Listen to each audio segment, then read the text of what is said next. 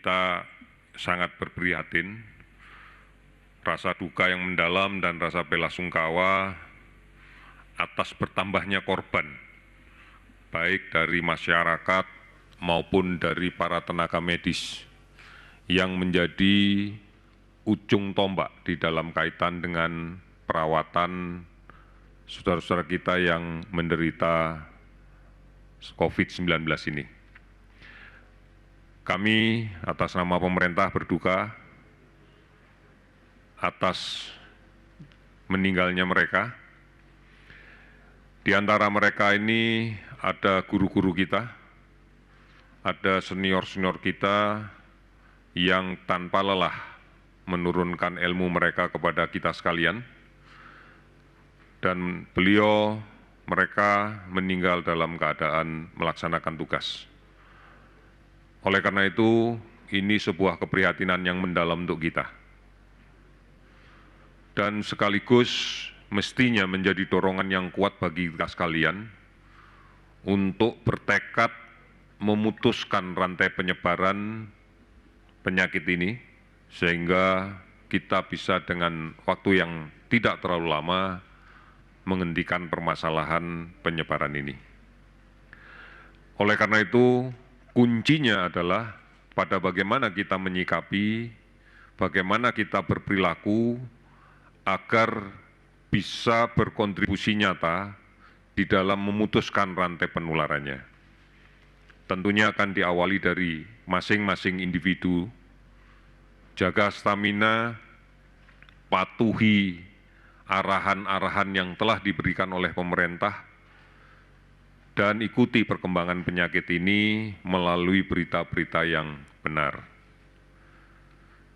Yang kedua, beberapa hal akan kami laporkan terkait dengan partisipasi masyarakat di dalam kaitan dengan pelaksanaan tugas penanggulangan ini. Yang pertama, bahwa jajaran Kementerian Kesehatan melalui laboratorium yang telah ditunjuk telah melaksanakan pemeriksaan lebih dari 7.400 orang yang tentunya ini dikerjakan bersama-sama dengan ribuan tenaga kesehatan, baik yang berada di pusat maupun yang berada di daerah. Salah satu kunci di dalam pemutusan rantai ini adalah menemukan kasus-kasus baru, menemukan kasus positif yang masih berada di tengah-tengah masyarakat, sehingga kita berharap bisa kemudian memutuskan ini dan bisa melakukan pencegahan dengan cara yang maksimal. Oleh karena itu, maka kita akan memperbanyak lagi fasilitas penguji untuk pemeriksaan COVID-19 ini. Seperti kita pahami, sekarang sudah ada 48 laboratorium yang beroperasi, tentunya dengan kapasitas masing-masing. Dan kita akan menambah lagi dengan kemudian mengaktifkan beberapa alat diagnostik yang semula kita pakai untuk pemeriksaan TBC, ternyata secara teknologi bisa dikonversi untuk digunakan melaksanakan pemeriksaan COVID-19. Ini cukup banyak jumlahnya dan tersebar di seluruh wilayah tanah air. Namun masih diperlukan beberapa konversi dari mesin dan kemudian beberapa setting. Kita akan bekerja keras untuk mengejar ini semuanya. Sampai dengan saat ini sudah lebih dari 300.000 APD yang kita distribusikan ke seluruh wilayah untuk digunakan oleh para tenaga kesehatan yang menangani kasus COVID ini. Ini menjadi bagian yang penting karena kita tahu hanya dengan alat perlindungan diri yang benar, yang terstandar, maka tenaga kesehatan bisa melaksanakan kegiatannya dengan baik. Beberapa yang sudah kita distribusikan diantaranya adalah bahwa di Provinsi DKI, untuk seluruh jajaran rumah sakit yang memberikan layanan di Provinsi DKI, telah kita kirimkan dan telah diterima tambahan lagi sebanyak 85.000 unit APD. Ini jumlah yang belum mencukupi jika dihadapkan pada perkembangan kasus yang nanti akan terus berjalan. Oleh karena itu kami akan senantiasa untuk mencari APD ini dan mendistribusikan kembali. DKI telah menerima 85.000 unit, kemudian Jawa Barat dan seluruh jajaran rumah sakit yang ada di Jawa Barat sudah kita kirimkan 55.000, kemudian Jawa Tengah 20.000, Jawa Timur 25.000, DIY 10.000, Bali 12.500, kemudian Banten 10.000. Di luar Jawa Bali kita sudah distribusikan juga lebih dari 5.000 untuk masing-masing provinsi. Angka ini tentunya bukan angka yang kita anggap cukup dan berhenti sampai di sini karena terus kita akan mengirimkan lebih lanjut. Kemudian kita secara terus-menerus tiap hari berkoordinasi dengan seluruh rumah sakit rujukan yang disiapkan, seluruh rumah sakit rujukan pemerintah, pemerintah daerah, TNI, Polri, BUMN, swasta, dan seterusnya. Kita sudah menyiapkan lebih dari 4.000 kamar untuk kita siapkan di dalam rangka menghadapi wabah pandemi COVID-19 ini. Rumah sakit darurat juga sudah dibangun dan sudah dioperasionalkan, diantaranya Wisma Atlet yang kita siapkan dengan kapasitas sekitar 3.000 tempat tidur. Namun hari ini masih dilaporkan hampir 500 yang terpakai. Semua fasilitas kita akan terus evaluasi dan terus kita lengkapi dalam rangka memberikan layanan yang terbaik. Namun kembali lagi bahwa kuncinya adalah bukan seberapa banyak rumah sakit yang disiapkan, bukan seberapa banyak laboratorium dan peralatan yang disiapkan, tapi kuncinya adalah seberapa banyak peran kita semuanya untuk mencegah jangan sampai terjadi penularan. Karena ini menjadi penting. Kapasitas kita tidak ada artinya kalau semuanya sakit. Kapasitas kita tidak akan bermanfaat manakala semuanya menjadi sakit. Oleh karena itu, mari bersama-sama kita jaga. Yang pertama, putuskan rantai kontak langsung dengan penderita positif. Jaga jarak di dalam berkomunikasi sosial dengan siapapun. Upayakan pada jarak lebih dari 1,5 meter, 2 meter. Hindari kontak langsung dengan orang lain. Hindari tempat-tempat yang kemudian kita yakini penuh sesak. Hindari tempat-tempat untuk berkumpul. Ini menjadi kunci. Kita tidak pernah tahu siapa yang ada di sekitar kita yang sakit. Kemudian yang kedua, cuci tangan.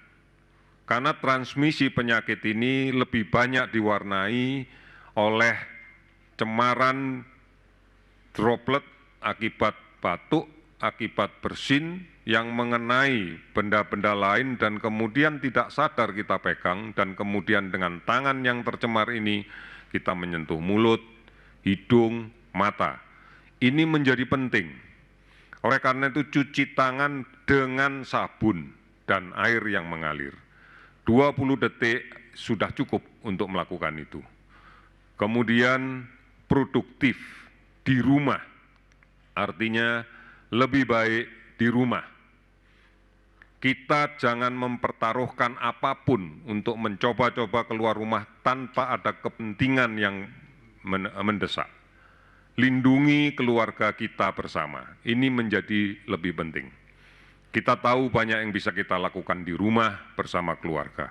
Oleh karena itu, kesempatan ini perlu saya ingatkan. Pada musim pancaroba di bulan-bulan April, Mei, secara statistik data kita masih sering menunjukkan peningkatan kasus demam berdarah. Oleh karena itu, jangan sampai ini memperburuk kondisi pandemi COVID. Lakukan pembersihan sarang nyamuk di rumah. Waktu kita cukup banyak berada di rumah. Oleh karena itu, saudara-saudara sekalian, ikuti terus perkembangan penyakit ini, silahkan melihat di covid19.go.id, call center 119 117, atau hubungi Halo Kemkes di 1500567, dan juga di banyak sekali aplikasi online yang bisa kita baca bersama. Sekali lagi, ini cara yang terbaik kalau kita akan memutuskan rantai penularan. Berikutnya akan saya sampaikan update data dari layanan rawatan rumah sakit untuk penderita COVID-19 yang sudah terkonfirmasi positif melalui pemeriksaan laboratorium. Pada hari ini bertambah 196 orang, sehingga jumlah positif menjadi 1.986. Jumlah kasus yang sembuh meningkat 22 orang, sehingga total menjadi 134 orang. Kemudian yang meninggal bertambah 11 orang menjadi 181 orang. Saudara-saudara sekalian, sekali lagi gambaran-gambaran ini menunjukkan bahwa proses penularan masih berlangsung di luar. Oleh karena itu, pertimbangkan kembali kalau akan bepergian kemanapun. Tempat yang paling aman saat ini adalah berada di rumah bersama keluarga. Ini menjadi penting. Oleh karena itu, pertimbangkan baik-baik. Saya menyarankan tidak usah bepergian. Apalagi dalam situasi yang kita lihat secara data dari hari ke hari, kasus ini semakin bertambah panjang. Mari kita lindungi orang tua, kita lindungi orang dengan penyakit kronis, karena merekalah yang paling rentan manakala terinfeksi COVID-19 ini. Oleh karena itu, kita jaga mereka, kita jaga anak-anak kita awasi agar tidak tertular penyakit ini. Kemudian saudara-saudara kita yang terpaksa harus sakit, mari kita jaga agar bisa melaksanakan perawatan sakitnya dengan maksimal, bisa melaksanakan isolasi diri dengan baik, agar tidak menular ke orang yang lain. Sekali lagi, jaga jarak dalam berinteraksi secara sosial. Cuci tangan, pakai sabun dan air yang mengalir. Yakinlah lebih aman berada di rumah. Sebaiknya tidak bepergian, karena ini akan menyebarkan atau kemungkinan terpapar oleh penyakit menjadi lebih besar. Saya yakin bahwa kita semua mampu untuk menjadi pahlawan di dalam kaitan dengan pengendalian penyakit ini. Kita jadi pahlawan yang bisa melindungi orang lain, bisa melindungi keluarga kita, bisa melindungi anak-anak kita, bisa melindungi semua masyarakat yang ada di sekitar kita. Dan kita yakin kita bisa melindungi bangsa ini. Semua berawal dari kita. Indonesia pasti bisa. Terima kasih. Selamat sore.